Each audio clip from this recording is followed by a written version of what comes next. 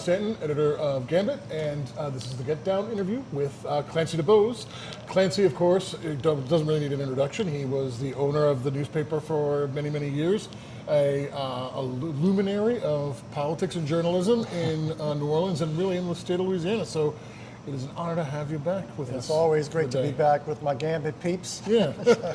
So we're going to talk the election. Helena Moreno won it outright, which I've got to be honest, I didn't think that would happen. I thought it would go to a runoff. No, it was one of these interesting elections. Interesting because nothing changed from the beginning to the end. She started off on day one. She was the first to announce. She was the front runner before she announced. She remained the front runner through Election Day, and she got exactly the percentage of the decided vote that she had 6 months ago. Yeah. She had roughly 47% in the raw numbers, but when you take out the undecided, she was right at 55%, and she got 54.9 exactly on election night. So it was a static election. That's how Stephanie Grace described it in a conversation I had with her recently. And my word for it, when I saw the 3 polls in a row taken by Ron Fauché for WWL-TV, taken each one 3 months apart, she was exactly 47% each time. And other polls that I saw and heard about since that Fauché poll came out, right up through tracking polls in the week of the election, she was getting between 46 and 50% of the vote. The word I used to describe her vote was unshakable. Yeah. No matter what they threw at her, no matter what happened, her vote remained solid. And she got pretty much within the margin of error the black vote that she polled. Yeah. She was polling at about 28 to 29% of the black vote, and she got like 27%, citywide, which is remarkable in itself because, although it's not so remarkable that we have to say, wow, look at that, because there are lots of candidates, black and white, who've gotten significant crossover vote. Mark Mayoral got a lot of crossover vote. Dutch Mayoral was the first African-American candidate, mayor, to get significant white crossover support. Mitch Landrieu got a lot of black vote. Helena always got a lot of black vote. Leon Canizero, when he ran for DA and judge, had a lot of black support. Candidates of any race who work it, who are known to a cohort of voters, whether it's along racial or gender or age or geography.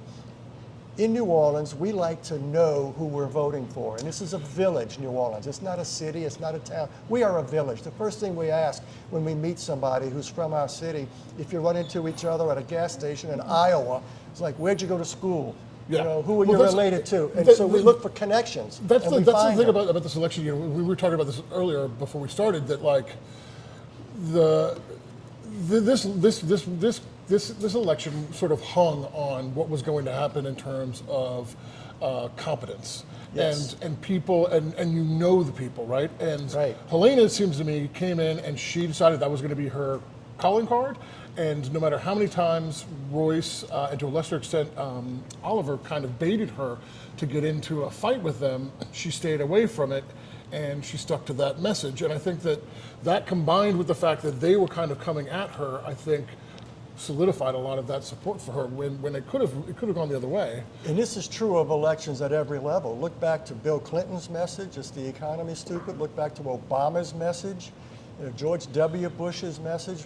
When you have a good message and you start with that message and you stick to it through election day, election night even, it usually works. Mm-hmm. And if you can stay on message and not get pulled off, look at, for example, the race for Clerk of Court. We're going to get to that in a minute, but what happened there was the incumbent, Lombard, Darren Lombard, didn't really take his opponent all that seriously at first, and the opponent tagged him really hard on social media and on traditional media, and he had money behind him, and he took the bait. He started answering and going back and trying to lock horns, and it hurt him. He didn't lose, but he ran a very close second, and it's in a runoff now, so it's a whole new race. But back to Helena, she had a winning message. She knew what the voters were looking for. She had a lot of polling, and it wasn't like she was doing this. That was who she is. Right. It was authentic. Well, she stuck to it too. She didn't get swayed by what was going on. She didn't get pulled off her message. Yeah.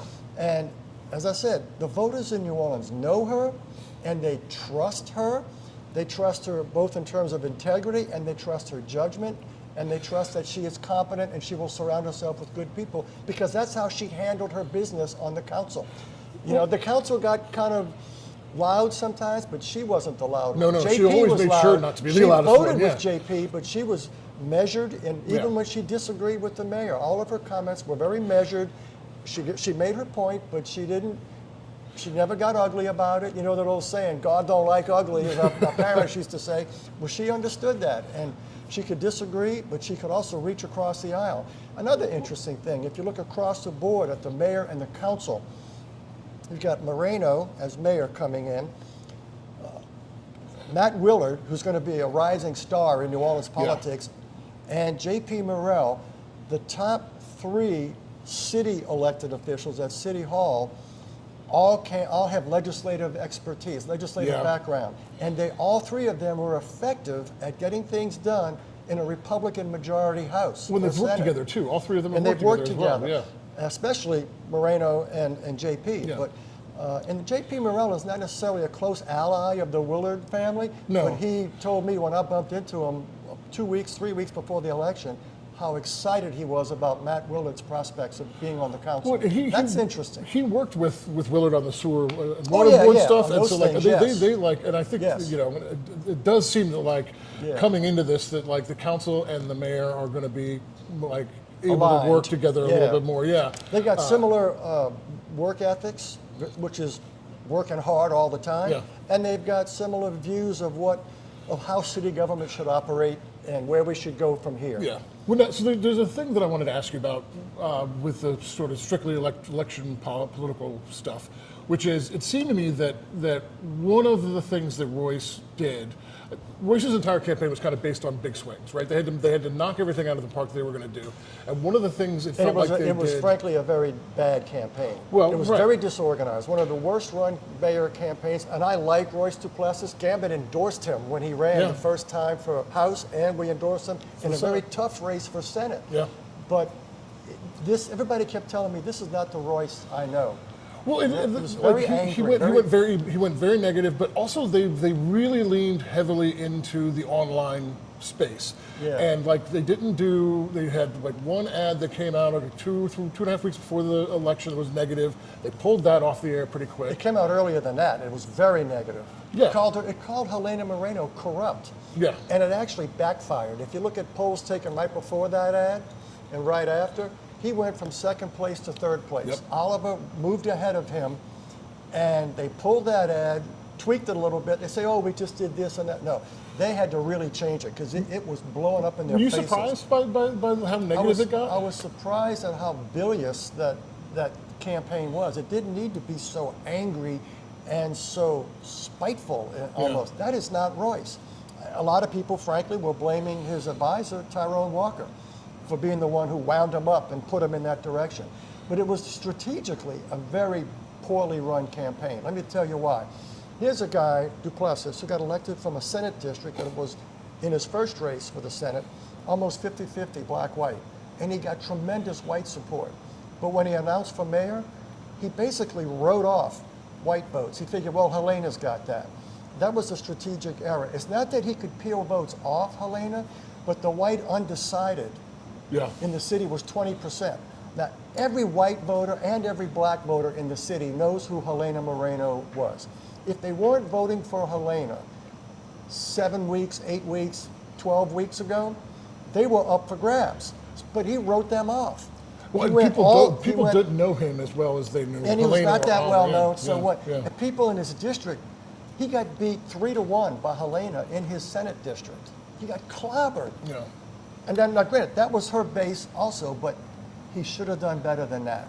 Yeah, I thought He's got some serious fences to mend right now. Well, I did an interview with him for the show, and it was amazing because like what I saw when I talked to him for that was the Royce that I know, and the Royce that I think people who know him know, which is he was thoughtful and like he had like a lot of like really kind of concrete answers to the questions that we asked, and when he was just doing Royce, he shined, I thought, but when he was doing Royce running for mayor, it was like it didn't seem to fit him well. It was like a bad fitting suit. It almost looked you know? like he was uncomfortable doing Yeah, it. And I hope yeah. he was, because you know what?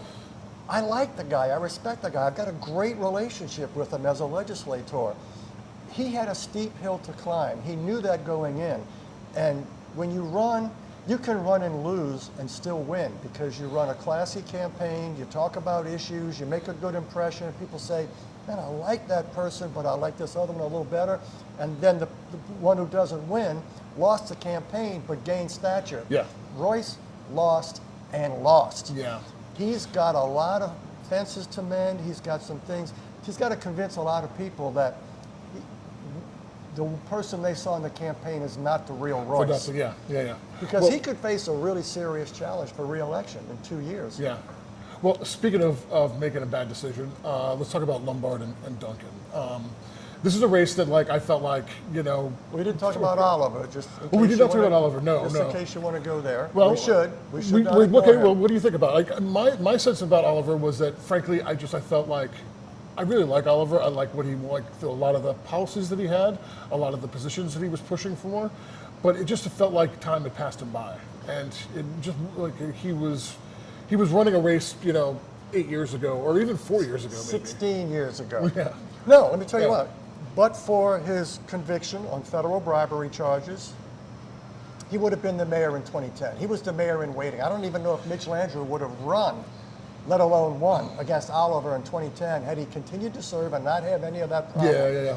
He was everybody, black, white. When he ran for the council at large in 2026, right after Katrina, he got more votes than anybody else on the ballot, and everybody said, black and white across the board. He got like 60 to 70%. He was a runaway. Everybody was for Oliver. Yeah. And everybody said, that's our next mayor. And then a year and a half later, the bribery thing broke, and it hurt him. It hurt him badly. And when he came back, and to his credit, he did a serious, real, very authentic redemption tour. Yeah. He went and worked in the vineyards, as Dutch Moreau used to say. You know, he did volunteer work, he talked with kids, he worked for Covenant House, he did his radio show, he did civic work, and then he ran in District E, where he grew up, not in the East, but in the Lower Nile, but it's all part of the same district, and he beat a popular incumbent, Cindy Wynn. Yeah. And it wasn't a rejection of Cindy as it was a reward for Oliver. Yeah. Because Cindy Wynn is now in the runoff for District E. We'll get to that in a minute. But so they said, you know what, we forgive you, the voters in that district. Which I think is appropriate too. But you know. exactly. But it's one thing to run for the city council on your redemption tour. It's another thing to try to run for mayor. I think voters said, Oliver, we love you, but that's not what we want for the mayor's office. It's not a good look. Yeah. It just isn't. And polls showed that, black and white. Yeah. And like a majority of black voters said that's a deal breaker. I mean, the fact that Royce came into the race as late as he did and still- scooped up so much of the Yeah. black vote and the white vote. He finished ahead of him. Yeah. And he didn't get a lot of white vote, but Oliver got even less. And but the other thing is, you go back 100 years.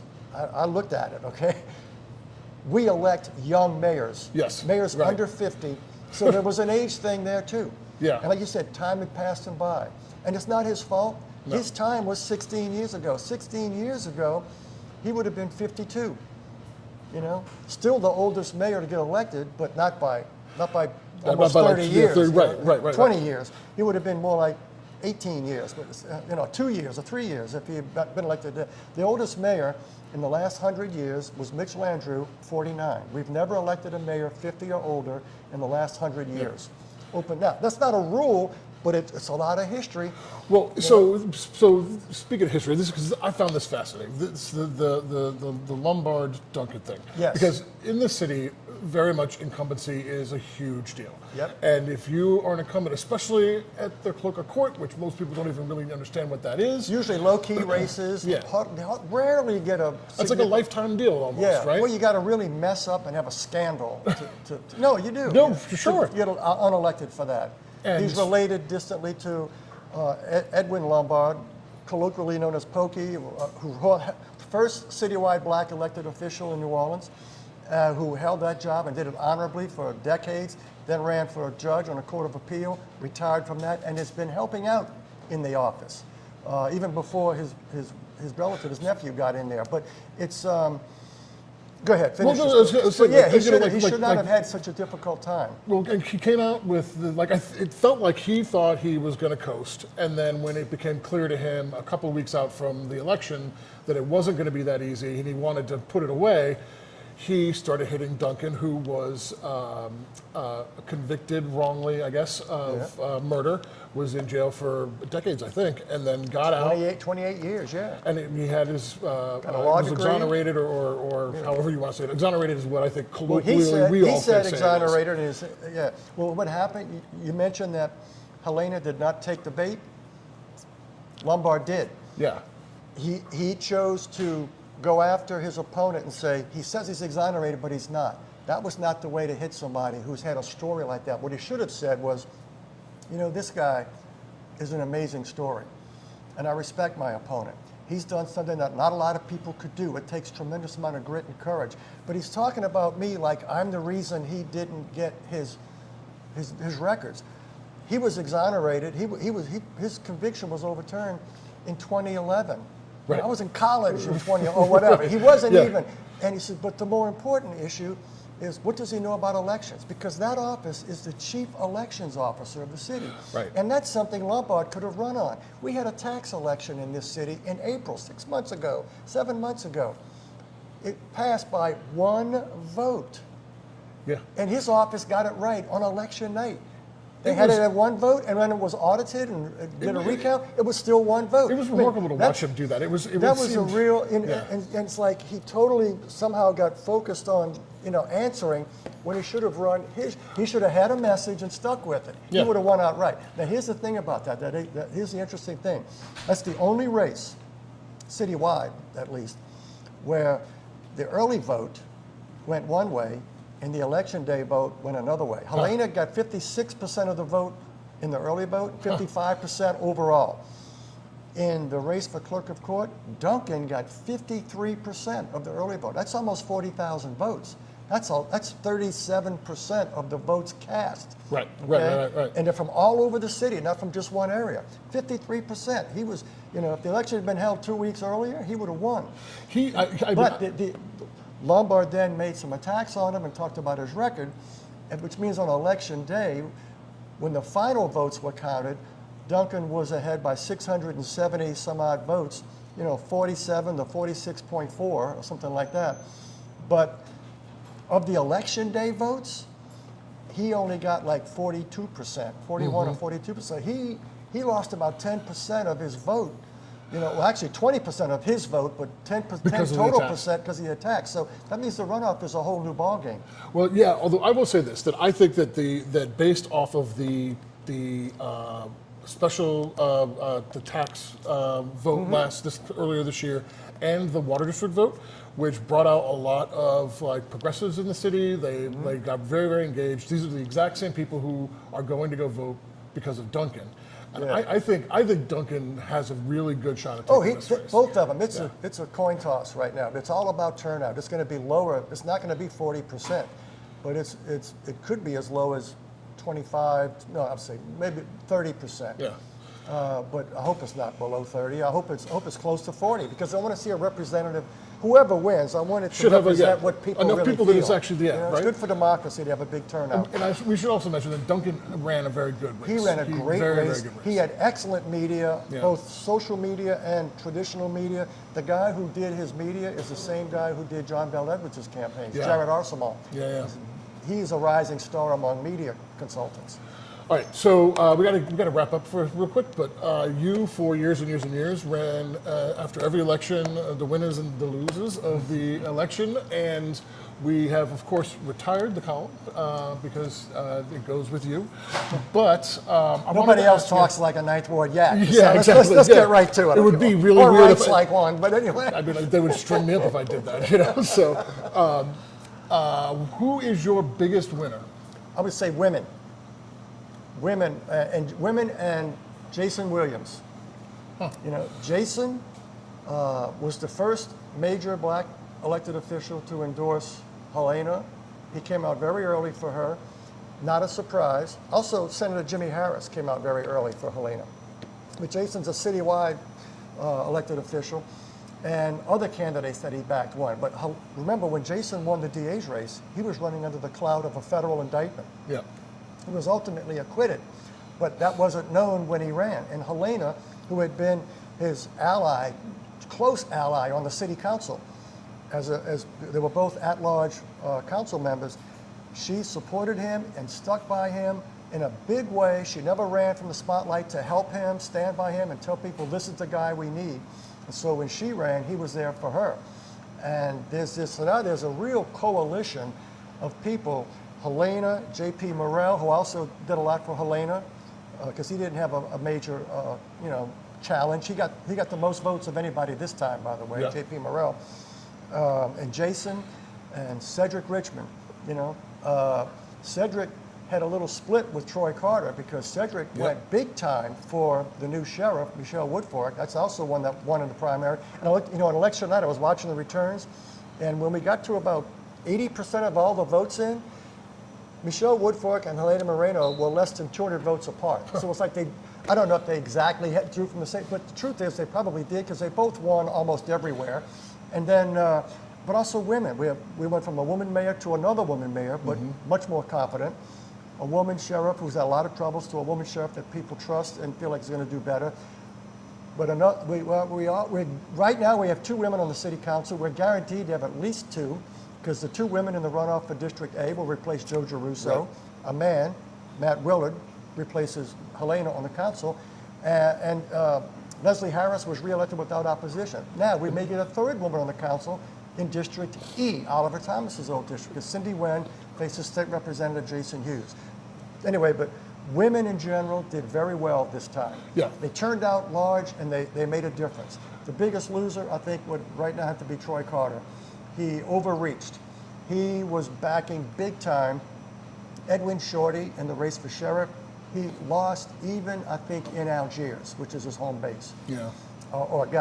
Came very close to losing. He didn't lose every precinct, but I think overall in Algiers, he either lost or he should have won big. Got way too close, yeah. He was way behind. And Troy also backed in a big way Delisha Boyd, and she just imploded. And Troy knows Delisha very well. He should have known she had these problems. You got to vet your candidates. Let me say up front, Troy Carter is he's an outstanding congressman. He has an op-ed with Cleo Fields in the New York Times today about the voting rights case before the Supreme Court, which comes out of Louisiana. And he's somebody I consider a friend. I really like him as a person and as a congressman, but he just overreached. And then in the Lombard, he's the biggest supporter of Lombard, and that campaign should have been better run. Yeah. So now, we'll see what happens. But he went 0 for 3 in terms of wins. Now look, he did endorse Helena late, but I said to others, it's like betting on Secretariat when there was only a 16th of a mile to go in the Belmont. Right. Secretariat won about 31 lengths. I mean, she had already won it by then, so that's not like it was a game changer. No, not at all. Well, Clancy, we got to run, but I appreciate you coming in to talk with us. This was awesome, and, as always. Appreciate you, baby. Now we can finish our drinks. And I just want to say thank you once again to our bar for hosting us and allowing us to take up space. We appreciate it. Thank you, Margaret. And we'll see you next time.